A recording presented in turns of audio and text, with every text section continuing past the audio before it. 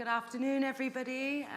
Thank you for being here at this next session. The title of our session is Reimagining Migration, and we have a working title to go with as well. Most discussion on migration today hinges on a fear of the migrant as the other. How can inclusive governance contribute to reframing this narrative? My name's Maria Pisani. I'd like to introduce our panelists. So I'll start up at the top there with Jacob van Garderen, who's a South African human rights lawyer with more than 20 years' experience in social justice, activism, and strategic litigation, specializing mainly in refugee and migration law.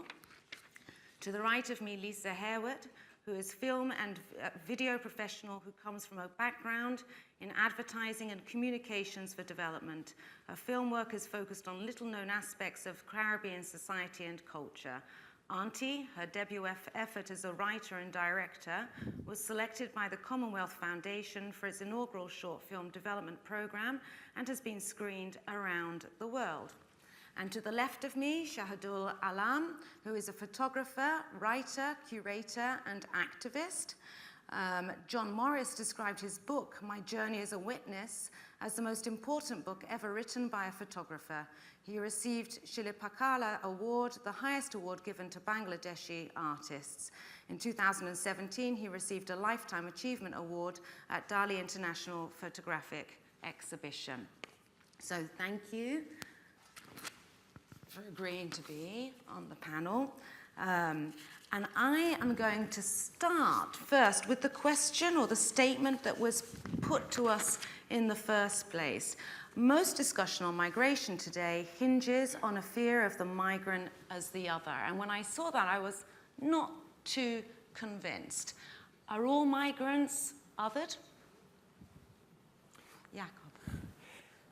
The answer, I think, is that increasingly migrants are being othered. Are all of them othered? No. I come from South Africa, and we've had a long history of migration in South Africa, going back to colonial times where European immigrants were welcomed, and white, mainly from European countries and from the UK. And where African migrants were actively prevented and deterred from migrating to South Africa. So, and I think I mention this because when we look at migration, we cannot reimagine it without looking back and understanding where we come from, our colonial history, histories of exclusion, and how that informs our current way of thinking and governing migration, because a lot of these forms of exclusion get perpetuated in the kind of policies that we write, the kind of ways in which we engage, exclude, and all protect on a positive level. Lisa? Yeah, I mean, when we use the term migrant, we're kind of using it as a catch-all. I mean, it literally just is about people living and working in a country that's not their own. But when we talk about othering migrants, we're really talking about a specific subset of those people. Coming from the Caribbean, coming from Barbados in particular, where we come from exoticized places. We come from the kind of places that people kind of eat, pray, and love their way around the world. And you never hear people talking about how they're going to navigate the visa system or being deported from 3 years in Thailand studying yoga. You know what I'm saying? It's a very different paradigm for certain migrants than it is for people who are leaving for economic purposes, which is really the majority of the people leaving the Caribbean to go to other places. They're going as economic migrants. And their othering, I think, has progressed. We've gone backwards in some ways over the years. I mean, we can't really be sitting here today in the UK and not speak to the issues that are happening with Commonwealth migrants, some of whom have been here for 50 years, who were invited, their parents were invited here to help build the UK, help build the NHS, help build the transport system. And now they're being told that they're not actually British. They've been othered after half a century of being British, having come here when their countries were still parts of the empire. So in some ways, where the othering is now spreading to include people who had never been included in that before. I'm gonna come back to the Windrush children as that, because I became aware of it today for the first time as well. So I think it's an important maybe point to catch up with later on. Are all migrants othered? I think they're othered or not, depending upon when it is convenient to other them or not. And that happens across the board. I mean, Amjad a little while earlier was telling me about how there were all these people of Bangladeshi origin or Bangladeshi interest surrounding this building that we are very safely ensconced in, because they thought Sheikh Hasina, our Prime Minister, is here speaking, and they were protesting. Now, Sheikh Hasina is tomorrow giving a talk about Bangladesh becoming a middle-income country, which is good news, of course. But the reason Bangladesh is doing well is because of so many migrants from so many countries who have sent in this remittance that the rest of us thrive on. Yet, every time I'm in an airport, every time I go into the zones where you see migrants, you see how middle-class people like myself treat those people in the airport itself, at the other end, throughout that sequence. And it's very disconcerting. Of course, it's also very convenient. We have an entire system, a social system which has benefits for some and not for the others. And at every level, there is a segregation. There is no official segregation. Our constitution gives equal rights to everyone. But in practice, the very people, our farmers, our garment workers, our migrant workers, the people who've kept our nation going, are the very people who are discriminated against at every level. So you're saying it's those that are most vulnerable in society? They're most vulnerable in terms of who they are, but also they're the ones who are not in a position to extract their rights. They're not in a position where they're knowledgeable sufficiently to know that there are systemic rights that they can claim, which A, they're denied, and B, they're unaware of. So there's the educational aspect of knowing your rights as well. When we speak about othering, what is the impact of othering the migrant? Jakob, I'm looking at you first because of your work as well in human rights. What is the impact of this process? So I think, firstly, I'd like to say that I don't think it's always helpful to look at the category of person. So when we talk about othering of migrants, we tend to talk about international migrants. But so often it is internal migrants, labor migrants, people who have moved from their urban villages to cities in search of employment that are in equally precarious, or oftentimes even more precarious situations than international migrants who, for different reasons, have had experience in negotiating protection through other means. So I think we need to when we look at othering and exclusion, I think it's often helpful to look at exclusion and who gets excluded. So, sorry, your question was? But I'm fascinated by this because you're speaking about internal migration, where much of my work has focused very much on international migration and the migrant being the non-citizen. Yes. And from a Maltese perspective, an internal migrant would mean traveling half an hour. So when you speak of an internal migration and access to rights and equality and inequality, for me this is fascinating, to be honest. How does this play out? How could it be that someone from that very same country is perhaps even more marginalized than somebody that's coming from another country? So in South Africa, you'll all know about our apartheid history. South Africa was, the apartheid government tried to set up countries within a country where black people were supposed to go according to their ethnic groups, to their Bantustans, whereas the white people were given the rest of the country. Right, so come the introduction of the new democracy in South Africa in 94. We became a unitary state. And with that process, it compelled us to change the status of those who lived in so-called Bantustans to be residents and citizens of a new South Africa.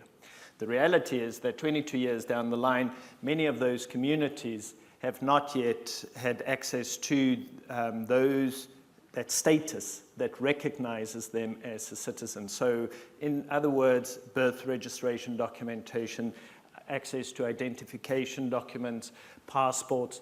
So when they move to cities, firstly, they lose their connection with their families and communities from their rural areas, so it becomes all the more difficult to explain and prove their citizenship to the country. And secondly, as citizens of the country, they find it equally difficult to get access to essential services needed or provided by the government in the same way as migrants and refugees who face similar problems in having to prove their legal status in the country, negotiate the same access to services. In a sense, I think it's very similar.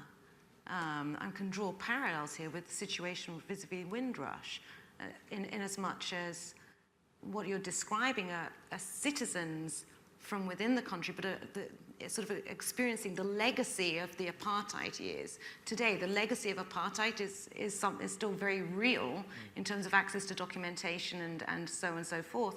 And if I understood you correctly earlier on, Lisa, you're saying that these are people that have been living here for 50 years and don't have documentation either, but... No, because they would have come at a time when their countries were considered part of the British Empire. They would have come at a time where they may have just been, as children, they wouldn't carry their own documents. They'd be written down on the documents of either their parent or an older sibling who they came with. And so they don't have any evidence of their entry into the country in 1950, whatever, 60, whatever, anybody before 1971. Mm-hmm. And so even though they're here and there are tax records for them and school records for them and all these other things, they don't have evidence of their entry into the country, which is, when you think about it, quite absurd.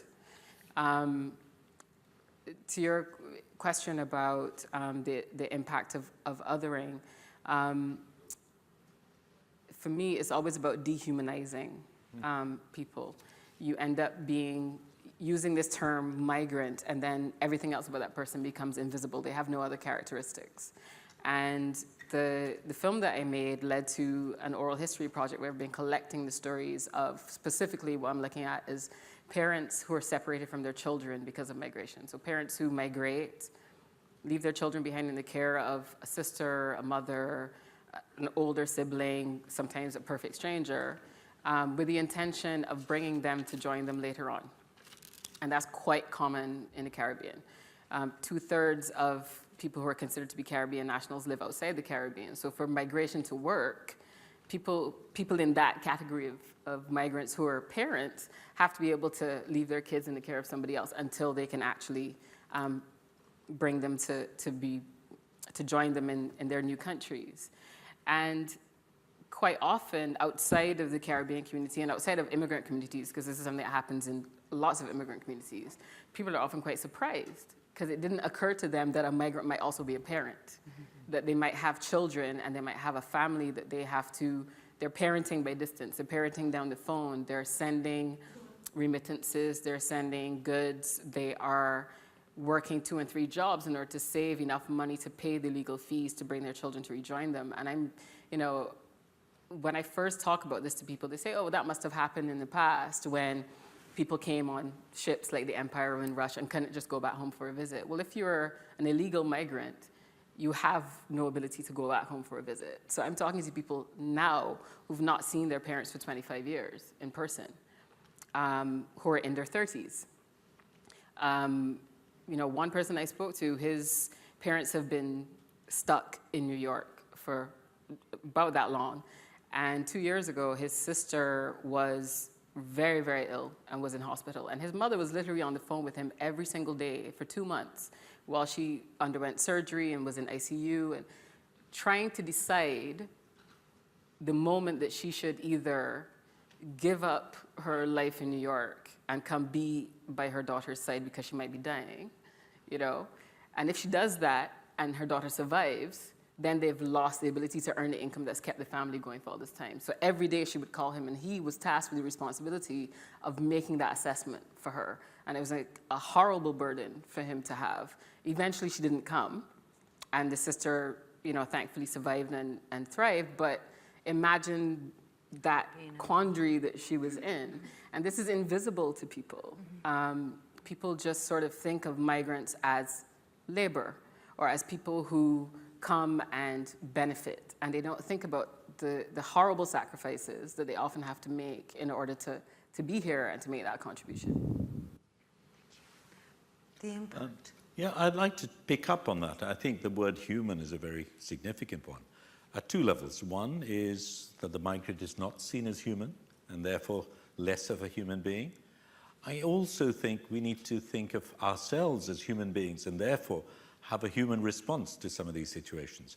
Now, I have an exhibition just outside, and if you go out immediately on the right, there's a photograph of a woman. She works in Malaysia. And for Bangladeshi women in Malaysia, the entry barriers are a little bit less. They can earn a bit better. So I was interviewing her, and she'd been there for 9 years. And they have to stay for a long time because the money that they pay is so high that the first 5, 6 years goes just in recovering the debt, and it's only then that you start saving money or sending back home. But she'd done well. She was sending money back home. Her son was going to a cadet college, which is not something a working class person would aspire to. So I sort of asked her, but what's the problem? You're doing well, you bought some land, your son's going to a good school. So she says, yes, my son's doing well. I Skyped him every day. He asked for things. I send him stuff. But, you know, I left a 1-year-old boy. She's a single mother. I left a 1-year-old boy with my sister. And, yeah, he likes the fact that I send him things. But he calls my sister mother. He calls me auntie. And for a mother who's left behind a child because of what she wants for the child to have to accept that she can no longer be mother because of that she's made, brings us back to what human beings are about. We are mothers, brothers, sisters, whatever. And at the end of the day, it's when we relate to other people in those terms that we can go beyond them being those labeled individuals. At Malta, when we were receiving refugees in great numbers, we were told that Malta was too small to have so many migrants. And now we're going through an economic boom, and we're told we need to import migrants, the assumption being that they will then leave, that economic migrants will come, do the job of the economy and leave again. They are dehumanized, they are numbers. How do you use your medium to tell the story, to humanize? Well, one of the things I do is look for those very things that we recognize in other people as human characteristics. And once you begin to see that those are the very things that we all aspire to, because at least in my life, wanting to do better is considered healthy, natural ambition.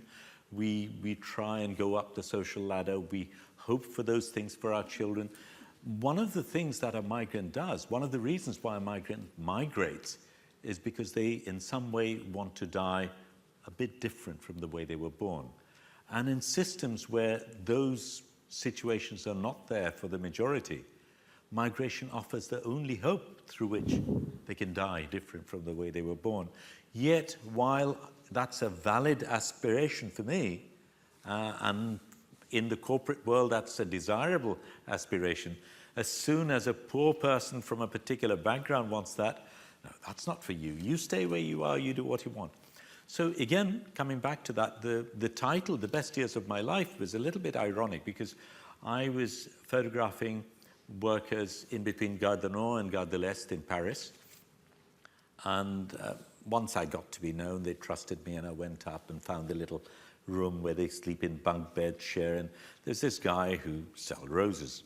And he says, yeah, it's not a bad life. You know, when the police aren't chasing me, when it's not raining, it's not a bad life.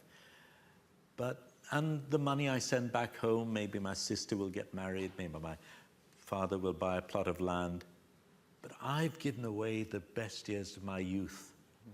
Who will ever give that back to me? And we often forget the sacrifices. It's not merely the fact that they work hard, the fact that they have difficult lives, but they are actually, these are people at the prime of their lives who are giving away their youth so the rest of us can thrive. And that's a realization we need to have. Lisa, you are also an artist. How do you use your medium to tell these stories and to humanize? I think of myself as less of an artist and more of a facilitator. So, you know, I made this film and it was a work of fiction based on conversations that I'd had with people. And what I found more powerful were the responses of people to the film. They were telling me their real stories, and I just thought, this is just recording people's stories, relatively unmediated, is much more powerful than anything that I can imagine. So I shifted my focus to recording people's stories, just audio only. And my focus is a little bit different. I'm not necessarily engaged in the work at this point of advocating in the receiving countries for people to be seen differently or to be thought of differently. That would be wonderful, but I think that's a separate task. The work that I'm involved in is trying to build a horizontal community between migrants so people can support each other.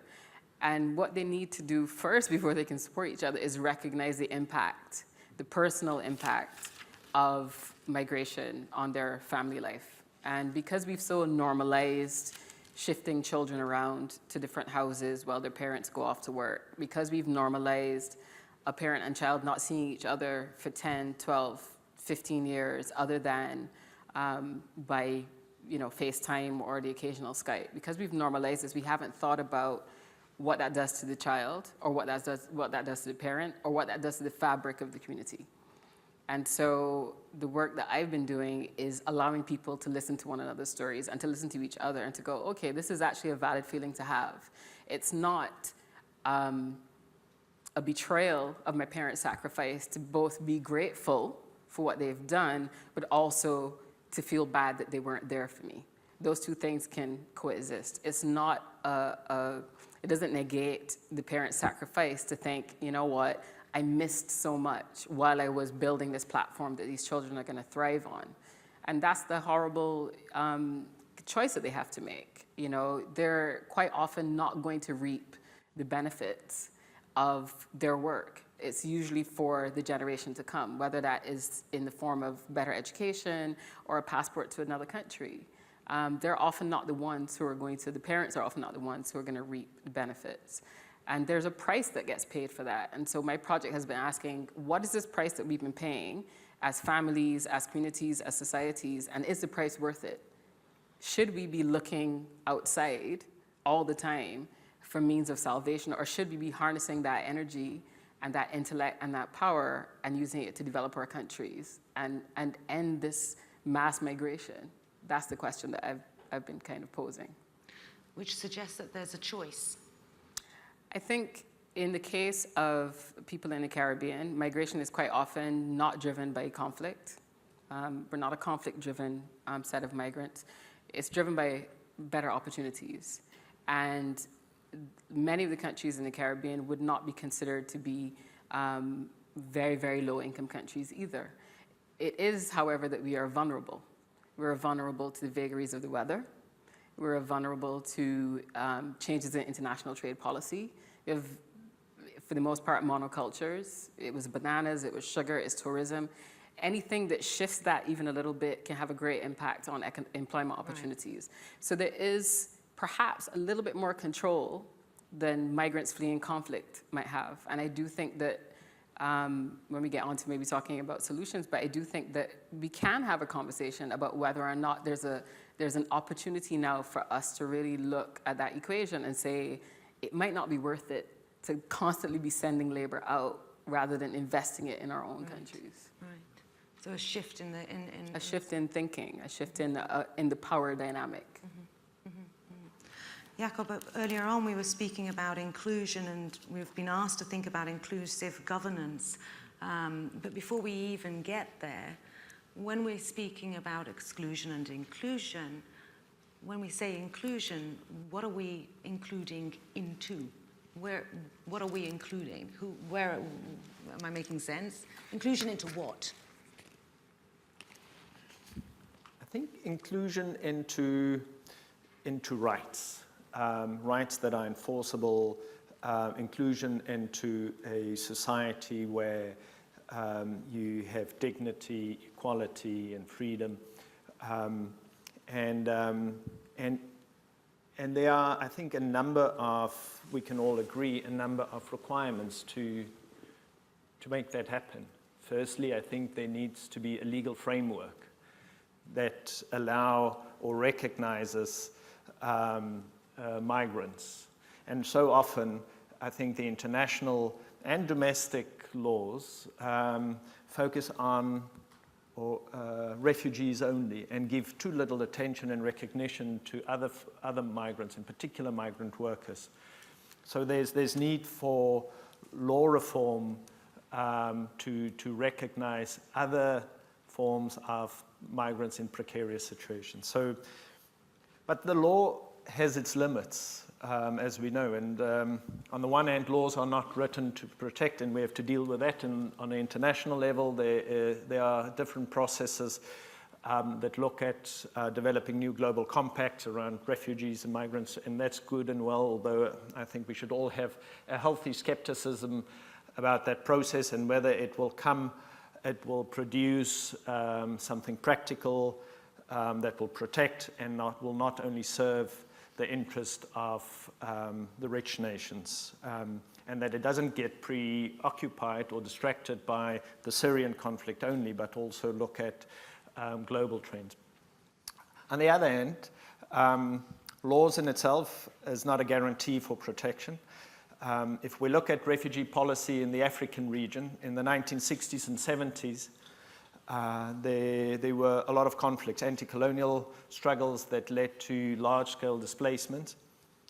Yet, despite that, there was a great level of solidarity among independent African nations. And without any laws that specifically oblige countries to protect refugees, large numbers of refugees were received and protected. Moving up to today, we've seen the development of a lot of progressive refugee statutes around the continent, but that political solidarity no longer exists. And therefore, there's very little implementation of the laws. In South Africa, for instance, only 4% of asylum seekers are recognized through our asylum system. And if you consider that people flee from the eastern DRC, Somalia, Burundi, these are all asylum seekers who have prima facie or good claims. And so that's why I think laws are important, but political mobilization is even more important. And then the question, and because migrant communities feel vulnerable, they feel excluded, it's very difficult, I think, to build movement and to mobilize on a political platform and to seek solidarity with local host communities in order to demand recognition and protection. I'll get to that in terms of mobilization, because I think that's something that the three of you are working, or we can have a common discussion on this. But what you seem to be saying to me is that on paper there are rights, and I think international human rights law ensures that we all have rights to rights. But in the real world, how many of the migrants and asylum seekers that you work with in South Africa have a right to rights or experience a right to rights? Yeah, it's interesting. We at the moment we're busy with the study of SADC countries and the laws they have and the extent to which their laws apply to asylum seekers and refugees. And that was easy to do. I mean, you read the laws, you see whether they are limited to nationals or it also includes specific categories of migrants. And then the more interesting part was to figure out the level of implementation. And it was fascinating to see that the enforcement, the laws and the provisions relating to enforcement, deterrence, exclusion were pretty well implemented. But those that protected, given access to services and assistance, the levels of implementation was obviously not that great. So it's, I think it's, and in order to mobilize and to organize for better implementation of laws that protect, it needs the use of a wide range of strategies, including a legal strategy. I think the courts are increasingly willing to give migrants, to recognize them, to assist them, and to compel states to make good on their obligations. But that alone is not good enough. I think, and coming back to who tells the stories, I think it is important that that sometimes organizations like mine and civil society need to take a step back and allow for migrants themselves to mobilize and use these mechanisms to advocate for recognition and protection of their rights themselves. And is that always possible? I sort of started off the discussion with saying, with asking if all migrants are othered, and I see a sort of a hierarchy, if you like, of migrants, from the expat to the undocumented, those migrants that live in the shadows and may feel certain anxieties and experience real fear in speaking publicly about their situation. In your experience, do undocumented or irregularly residing or illegal immigrants have the possibilities to speak publicly? The opportunities are limited and the risks they take are high. And we see that in Johannesburg, there's quite a bit of the risk of violence in migrant communities are quite high, and particularly sexual violence. And it's one of the biggest problems for victims of sexual violence is that that the protection mechanisms are there, but by seeking access to that protection, many women in particular have to expose their status as being undocumented. And when they present themselves at the police station, they are either refused service because they are undocumented, or secondly, they are running the risk of being arrested and detained. So I think, again, it complicates it. It complicates it. Shahidul, how do you use your photography and the stories you tell to engage in this political aspect? One of the things that photography is very good at doing is photographing the visible. The challenge often is in photographing things that are not visible and in bringing them to the surface.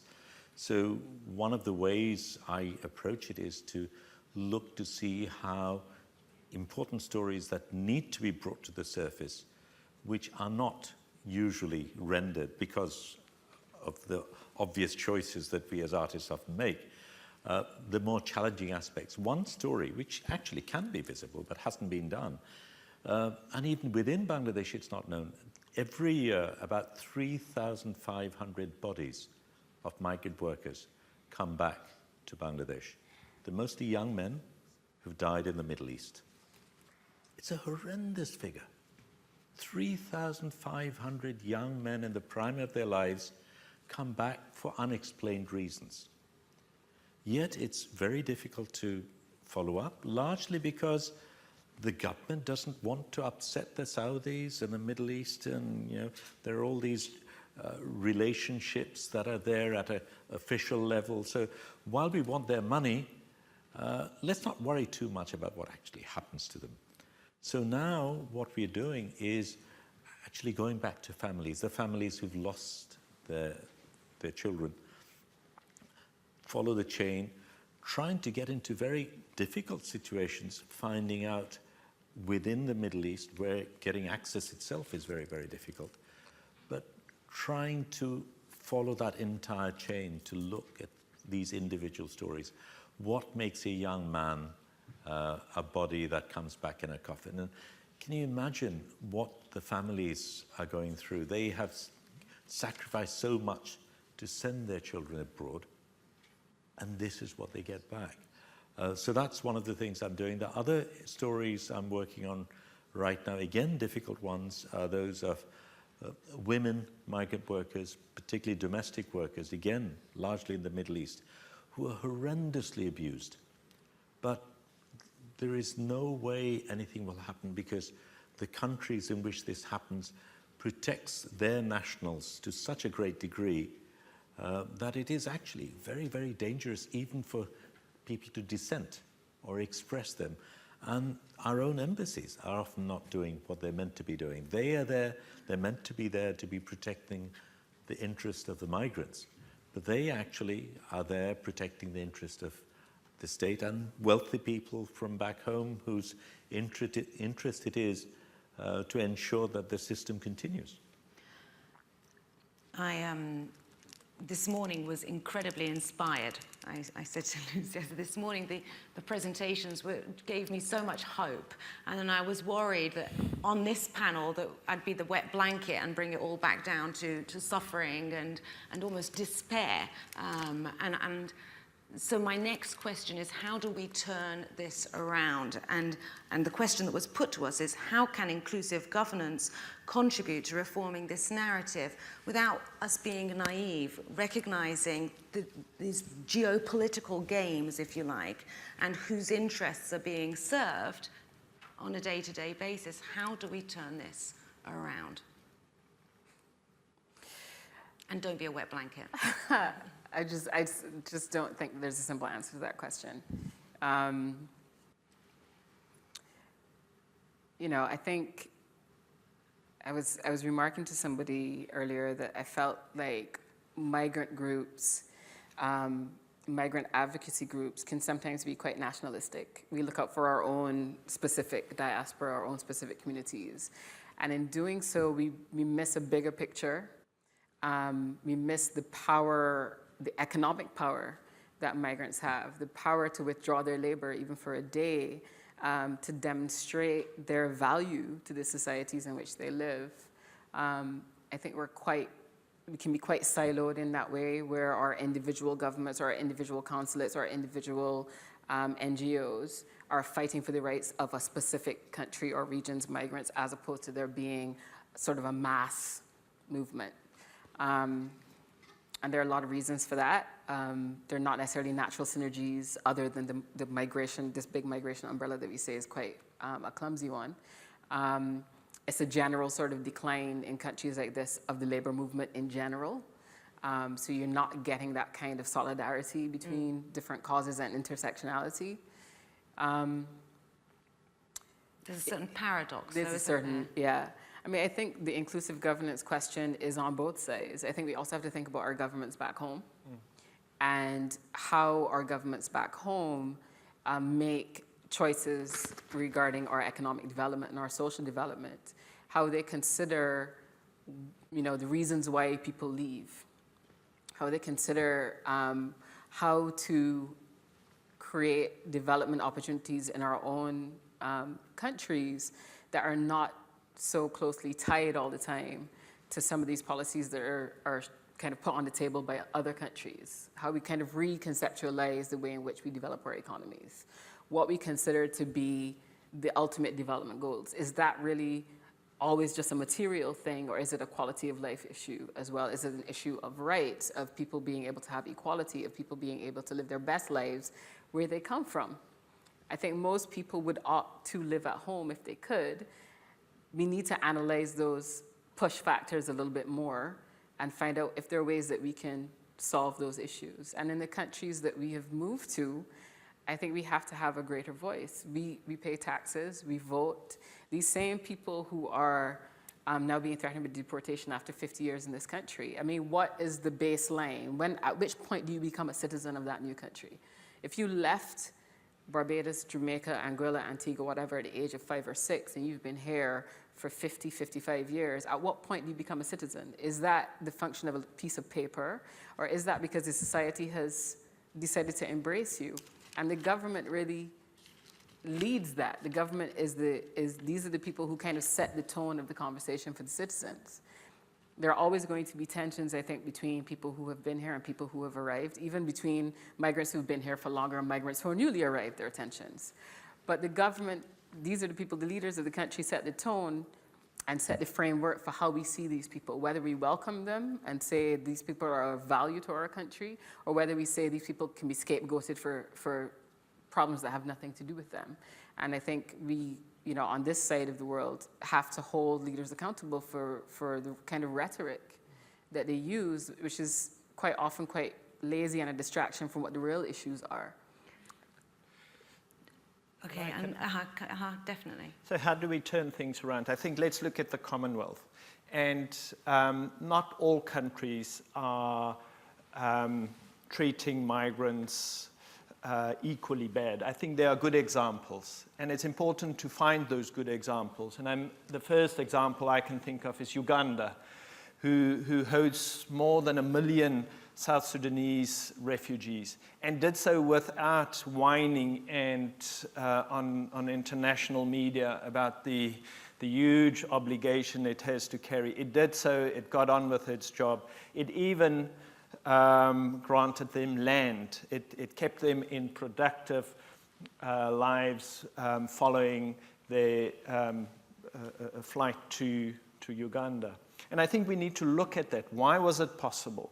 And we need to tell the UK government or the US government when they talk of numbers that are minuscule in comparison to what the Ugandan people are willing to accommodate. And let them talk, because within the Commonwealth environment, I think there's scope for that conversation to take place. At the same time, when we talk about inclusive government, yes, national governments are important and how they relate to each other and learn from each other on an international platform. But I think just as important is local governments, municipalities. That is where migrants have their contact with governments, and where they have to negotiate their recognition, where they have to get access to services. And if I look at South Africa, local governments are not resourced, nor are they empowered to include and to assist migrant communities within them. And I think so that for me is also an important focus. I think we need to remind ourselves that when we speak of refugees, 86% of the world's refugees are hosted in the poorest countries in the world, and that's one narrative that definitely needs to shift. They're not all coming to the UK or the States or Malta. But I want to sort of bring what you mentioned, Lisa, and tie it in with what you said earlier on, Jakob, when I asked you, what are we including in? And Lisa, you spoke about how long does it take to be granted citizenship? And I'm going to be a bit maybe controversial here, because I see citizenship as a mark of, yes, inclusion, but also exclusion. Once a person is outside of citizenship, we can see how these rights can be violated much more easier, if you like. Is there space to renegotiate what we mean by citizenship? Who belongs and who doesn't belong, and how we define this membership? Or is that a little bit too controversial? I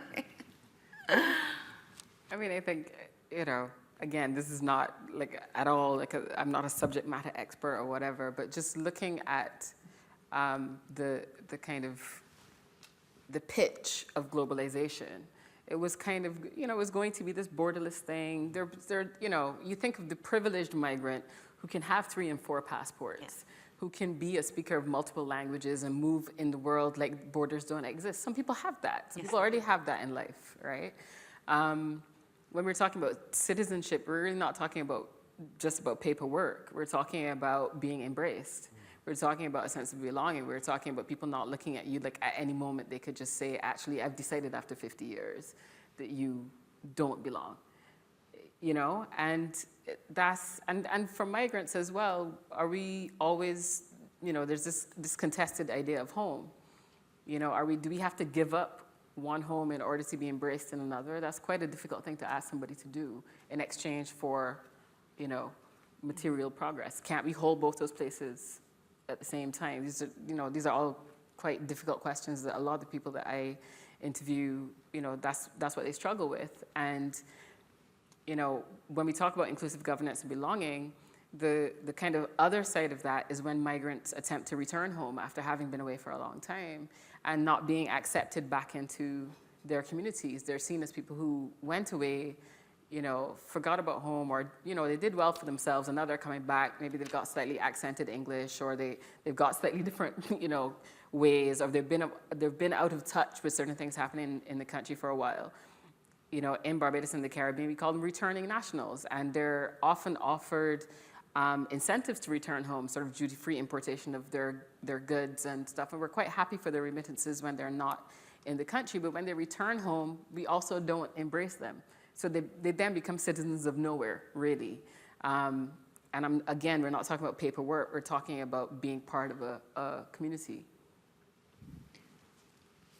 Shahidul. Yeah, I'd like to move away a little bit from that. Certainly, those issues become very important. I mean, you mentioned something very valid, the countries like Bangladesh and Pakistan and Iran, as well as Uganda, are the countries that have received more refugees than any others. We forget that.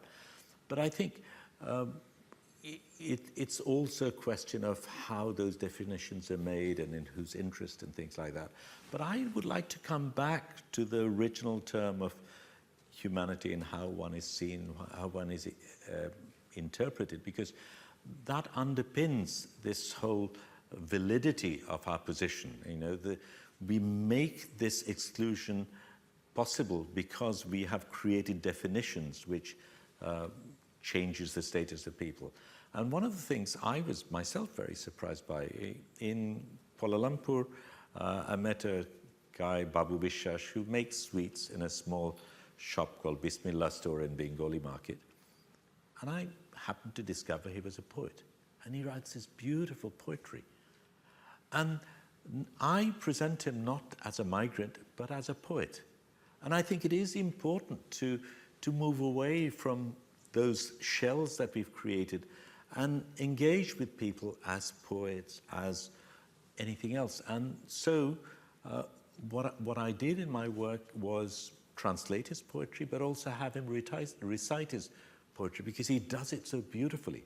And now he sends me a poem on a regular basis, and he insists on his next book coming out and things like that. And I think we need to change that parameter, that paradigm, and present it in that way. And you mentioned something earlier as well about how migrants need to present themselves. I think it is as storytellers, as poets, as artists, and as entities that we respect in many other forms, that we need to be seeing people and not merely classify them as migrants, because it is that definition that allows us to get away with some of the things we're doing. But I do want to come back to the thing that you were talking about in terms of the role of the nation. I think one of the things the sending countries needs to do is be far more assertive in ensuring that the rights of the migrants are respected. And I know in my particular case, for instance, that Bangladeshis are the most badly treated in most of these countries, largely because the Bangladesh government doesn't stand up for them, as other countries often do. If I am a migrant in another country and I'm in trouble, it is the responsibility of my embassy, my government, to protect me in that situation. The fact that my government chooses only to protect certain people and not others is something I'm not prepared to accept. In a sense, you're really, for me, bringing out so many different contradictions as well, because on the one hand, we're looking at transcending borders and looking at different identities and fluid identities and many a sense of having multiple homes, if you like. And on the other hand, we're going back to the nation state and saying who is responsible for who, and perhaps, yes, transcending a border, well, where migrants have transcended a border, but still calling on the nation responsible to protect their citizens as well in a different space. So these borders keep being fixed and fluid at the same time. They keep moving around. I've been trying the whole time to look at my watch and at the same time look at the time over there. I think, Lucy, do we have 15 minutes? So I'll open it up to questions from the floor. In a sense, this is probably one of the most heated topics in global politics, if you like, at the moment in contemporary times. But at the same time, some of the most painful lives that have been lived out that don't make it to the headlines are also related to migration. But I think what came out of this panel as well is the diversity and complexity of the migrant story and who these different migrants are and the experiences that they face. So any questions? I think the guy before me said if I don't see hands up, I'm just going to point to someone, so I'll do the same Lots thing. of hands up. And is there someone with a mic? Okay, we'll start with the gentleman here, because that was the first one I saw up. Thank you very much. I have to say I was very pleased when is it Jacob brought up the question of the Commonwealth. I think that was the only time that the Commonwealth was mentioned.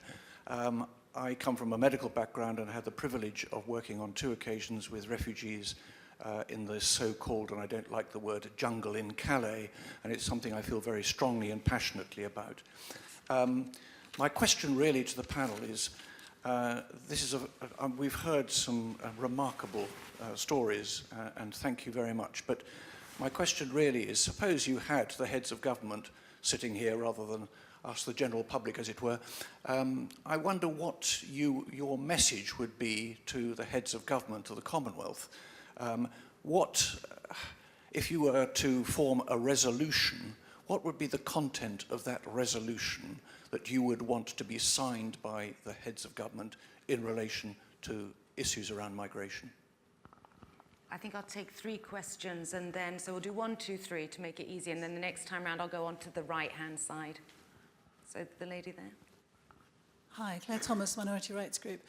I just wanted to raise the I Belong campaign from the UNHCR. I don't work for UNHCR, so I'm not self-interested, but so talk a little bit more about statelessness. I'm quite surprised no one's mentioned the Rohingya, but also Dominican Republic. So in the Caribbean, you have these really interesting people leaving Barbados, but then you have other people coming in from Haiti, for example, who are equally othered as the people in New York from Barbados. And just to also just mention, we talked about accountability this morning, and something that I'm aware of is the political capital being made out of the othering of migrants. And I think maybe one thing we could ask for, or just your opinion on it, is there anything to be gained by holding politicians accountable when they do make these statements that fuel kind of racist othering of people who should belong and do belong? Thank you. And the gentleman behind you. And then I'll come on to this side next time. There's also one on the extreme left. Right, my name is Kennedy, and I'm a Nigerian. I live in Preston, Lancashire. Permit me to tell a very short version of my migration story. I moved to the UK for education some years ago. And then along the line, I fell in love with a lovely lady who happens to be an English woman. Got married to her, and we live in Preston. And today, I am part of that community. Nigeria is still my country. And the lovely lady from the Caribbean, sorry, I didn't quite catch your name. You said something about how that sometimes if the migrants could consider the economic power they have to withdraw maybe their labor, and the impact is going to have in the new country where they belong. I run a social enterprise, okay, that is into international cultural exchange as a tool for peace, for global peace building. Now, the Preston Caribbean Carnival, I'm sure you probably are aware of it, okay, is something that is very dear to my heart. I've been a part of the carnival for quite a while now. And something is happening at the moment with the Preston Carnival in terms of funding. Now, I realize that we talked about the folks who have come from, the Caribbean to work in this country and all of that business. This has become their new home, right? So, and if this has truly become their new home, should they not now be included in this society, so to speak? So why would they now have to sacrifice more to be included? Now, the moderator was asking a question, what should they be included into, right? You asked that question once. Yes. Now, I'm thinking for myself and the other folks from Preston, I think if there will be that legal framework, as the gentleman here from South Africa mentioned, to ensure that people are treated equally in terms of access to funding now, because we're working with a fundraiser, a gentleman fundraiser who is an English person, okay? And he's done lots and lots of fundraising for community-led activities. Now, but he said something to me over at the business breakfast meeting we had in the Preston University last week, Monday, that it's been a very big headache to raise funding for the Preston Carnival. And that the folks at the Arts Council of England that he spoke to, that he's been raising funding through them, in the past. When he spoke to them and said that this is for the Preston Carnival, they just said to him that there is no money. So if these people have been contributing just like every other member of this society into that pot, why is it that when it's time to assess the pot, some persons are not included? Thank you. Okay, should we... Yeah. So firstly, on the question of what should our message be to the politicians, the ministers, the government representatives here. And I think it is to take the message that came out of the first panel, that exclusion is real, and it's important that we get real in finding greater access to inclusion for migrants in its different forms.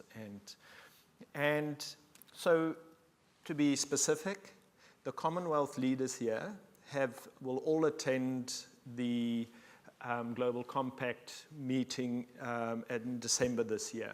We expect of them to come with realistic proposals that will seek and protect and will prioritize those who are precarious and most vulnerable, and do not only look at the interest of wealthy states on externalizing borders, deterring movement, keeping migrants in regions. We want something that is realistic and speak to the day-to-day lived experiences of migrants, forced labor, and otherwise.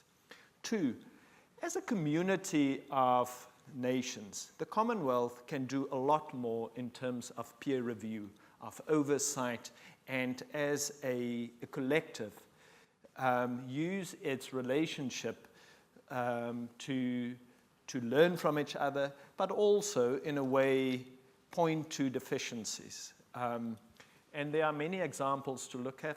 We have a peer review mechanism on the continent. There are review mechanisms at the UN. So I'm not saying we need to reinvent the wheel, but I think we should use our very special relationship in the Commonwealth to do that.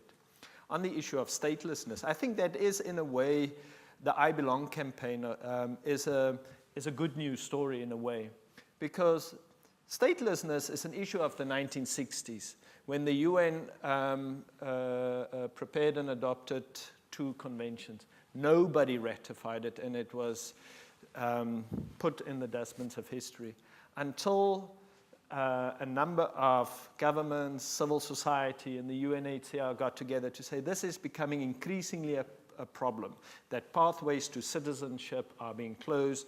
More and more people find them without the legal entitlement to citizenship, or by operation of laws, people cannot get that recognition. And this campaign, in a very positive way, managed to get states to have a policy review process, to sign on to international frameworks, but more importantly, were practical about the operation of laws in their countries. And I think it is important, it's a good campaign, and I think it is important to mention. Okay, Lisa?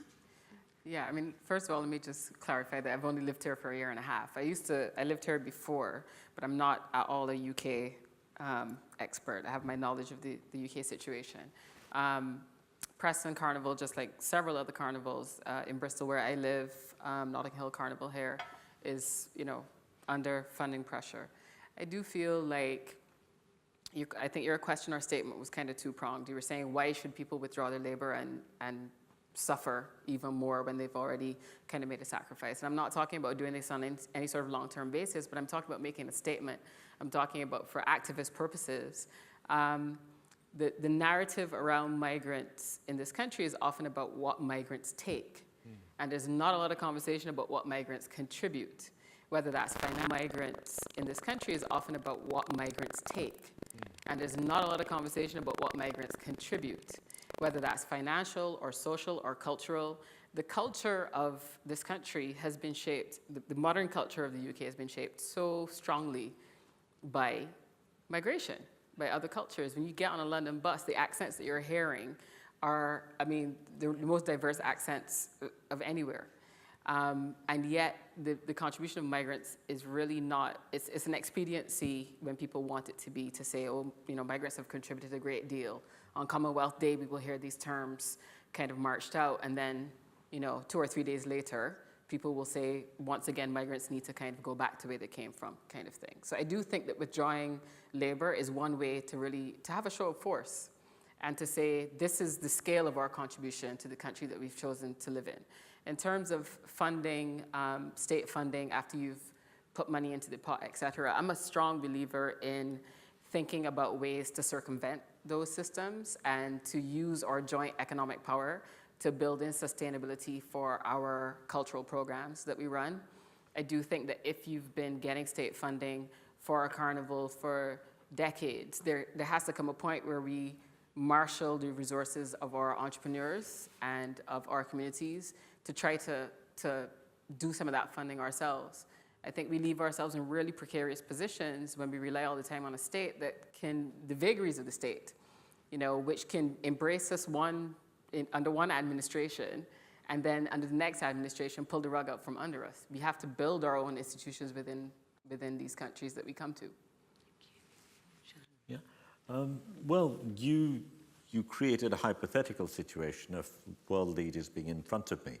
That's unlikely to happen, but let's go along with that. I think it's an important thing to envisage. A problem when we come up with world leaders that they're generally politicians. And politicians have a particular mindset, and their actions are determined not on the basis of what is good for society or what is even good for the nation, but what gets them re-elected. So those are the very practical things, and that also determines decisions they make because it has to do with time scales. If an election is near, a certain decision will be made. If an election is far away, other decisions will be made. So I would like to turn that thing around and create an environment where politicians are made accountable and they cannot get away with doing the things that they do. I've made a very conscious decision of working on 3 areas: media, education, and culture. I think they're all powerful areas, and I work very actively on using all those 3 to exert pressure upon the political space so politicians cannot get away with what they get away with. And the 2 things I would want to happen, one has nothing to do with this particular forum, but I'll say it because I have you as a captive audience. I think the world would definitely be a far better place if there was no arms trade and if there were no borders. It sounds hypothetical, it sounds utopian, but I believe that is the world we want. I'll take a couple of questions from this side. I've been told I only have, 5 minutes ago I was told I had. So I'm down to 3. So I'll ask you to keep them very quick. 1 here, 2, 3. I'm sorry, I'm just going to, because those are the ones I saw earlier on. There's one here as well. And the one, let's see, if you can try and keep it as quick as possible. I think there's a very valid discussion that have taken place, but I think one needs to look at the host country and the attitudes of the people in the host country receiving migrants.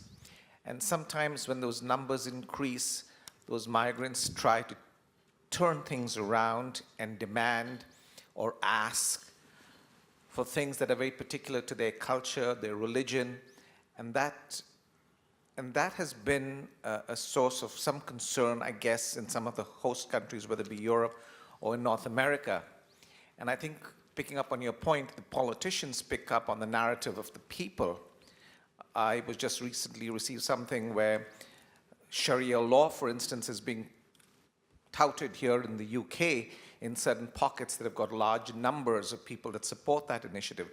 And people that were interviewed said if they were host countries' narrative about receiving, so this is the contrary, you've presented a very positive point about the contributions that immigrants and migrants make, and I think that's very valid, but I think one needs to find methods of trying to counteract this kind of narrative that's being presented in terms of against receiving larger numbers of refugees who try to change the demographics, changing the narrative, and how the host country, and particularly when I say host country, I mean the population, how they respond to that. Okay. Maybe make a quick response. Yeah, It might you be a little can. bit, it might seem a little Well, bit. maybe while the mic is... Yeah, it might seem a little bit flip, but it's interesting to me how, for example, on the Costa del Sol in Spain, there are large swaths of UK citizens who go there and live there for decades, who open up fish and chip shops, never learn Spanish, never assimilate, never, quite often, people have to deal with sort of a British culture of drinking and smashing things up and whatever. And we never kind of hear this dialogue coming from the Spanish going, the British are coming here trying to change our culture. Again, it's always about the framing and always about who gets told that they have a right to kind of come and keep their culture, and who gets told that their culture must change or disappear when they turn up in a place. So that always rankles me, I think. Which raises questions about belonging and who... Yeah, and it is back to who has the power, always. We'll take another 2 questions and then perhaps respond. Hi, my name is Costa Gavrilidis. I'm from Cyprus, from Accept LGBT Cyprus. What I would like to point out, one thing that rattles me, talk about Spain and British in Spain, it's quite interesting to see the narrative, as it changes. When you have a Briton in Spain or in Cyprus, they're called expats, but when you have somebody coming from anywhere else, basically, they're migrants and somebody to fear. And that narrative is quite important there. My question has to do more to do with the LGBTI migrants, in a sense that we do have multiple identities, and we very often find that migrants coming, for example, in Cyprus, which has the 4th highest number of migrants in the EU in comparison to its size, is the fact that they have a double discrimination, in the sense that they very often they come just to avoid what is in their countries, the homophobia, transphobia that they face over there. So it's not always an economic reason that will make you want to move away. It's social sometimes, and this is very often forgotten. And this can happen. I mean, in my case, I moved to the UK for many, many years from Cyprus for the same reasons. So you do have social reasons that are quite important, and they're never really highlighted. And the problem is that sometimes when these migrants come in, they face double discrimination, in the sense that when they arrive, first they get the issues about being migrants from another country, and once they're there, in their ethnic group themselves, they cannot really be out because they do face a really, really hard life as being gay, lesbian, bisexual in that country as well. So what can the Commonwealth do? There needs to be something done, not just in the countries where the migrants arrive, but in a sense, had these issues of homophobia, transphobia been handled in the original case, people coming from Pakistan, India, for example, then we would see that wave migrants for social reasons being eradicated? Thank you. Thank you. I think I'm going to make that, I am sorry, I know that I pointed to somebody else, but I think we'll keep that as the last question. So the first one that just Lisa responded to was regarding the host society and the issue of culture and religion and the issues that this raises. Do either of you want to respond to that? I'm not sure if it's necessarily a response to that specifically, but I think we have to address hostile attitudes towards immigration and migrants in an honest way, because I think advocates for integration and inclusion often tend to only wag fingers and say you are being xenophobic and racist. But I think we need to have conversations.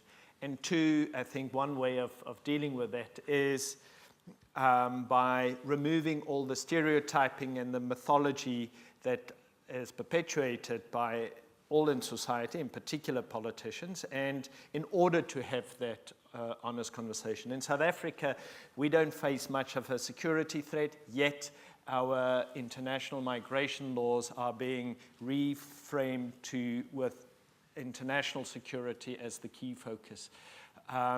And the reason for that is because we view migrants as risks in our society, as criminals, etc. And then secondly, maybe just to reiterate the point that